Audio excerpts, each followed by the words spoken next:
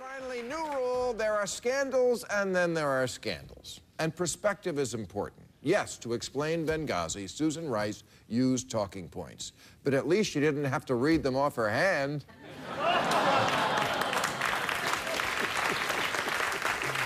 Now, this week, someone was taken off a cross-country flight in handcuffs for singing "I Will Always Love You" for 3 straight hours. And that's still fewer times than Lindsey Graham has said Benghazi. I've seen this woman say Benghazi on my TV so many times, I don't know if it's a problem with the set or I'm in an Asian horror movie and there's a monster named Benghazi.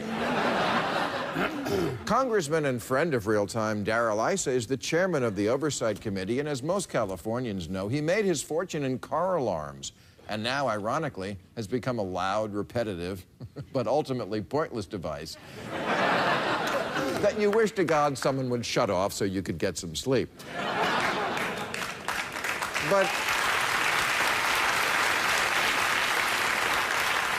But here's the difference between Darrell Issa and a car alarm. Sometimes when a car alarm goes off, there's an actual crime. I keep looking for the crime here. I feel like Reese Witherspoon arguing with the cop. Why are you arresting me? Susan Rice said mob instead of Al-Qaeda. Obama said active terror instead of terrorist act. Republicans are constantly coming up with these never-before-stated secret rules that they only tell you about once you've broken them. You don't make important speeches from a teleprompter. Okay. No golfing until we have a budget.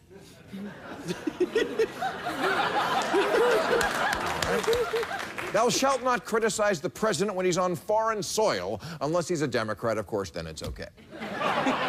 Congressman Peter King thundered that the president was almost 4 minutes into his first Benghazi statement before he mentioned an act of terror. Oh, yes, the 4-minute rule. Fuck, how could I forget? Excuse me, Nixon ran a burglary ring out of the Oval Office. Reagan traded arms with terrorists. Bush ginned up a war where thousands died by sending Colin Powell to lie to the UN with props. Remember that? Yes. He turned an American hero into General Carrot Top. But I let it go. I said, this is the business we've chosen. But please don't tell me that freedom died because Susan Rice broke the sacred bond between citizens and talk shows. In a poll this week, 4 in 10 Republicans said Benghazi is the worst scandal in American history. Second worst, Kanye West snatching the mic from Taylor Swift.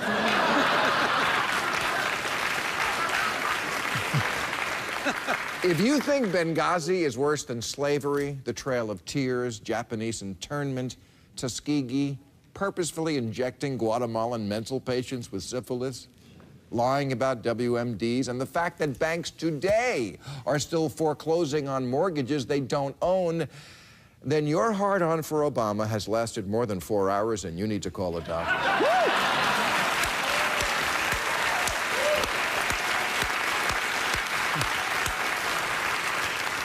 And while the press has been occupied with scandal, the biggest scandal and the most important story of the century so far happened last week. Scientists reported that the level of carbon dioxide in the atmosphere has passed the long-feared milestone of 400 parts per million. And unless you're a chimney sweep, that's bad news. Because humans have never lived through it.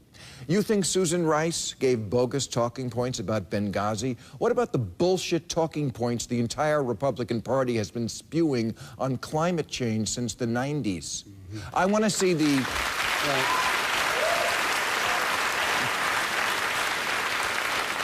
I want to see the emails to find out who came up with the talking points that global warming is just a theory and that it needs more study and climate change is a hoax. The Obama administration isn't dirty, the air is. Thank you very much, ladies and gentlemen.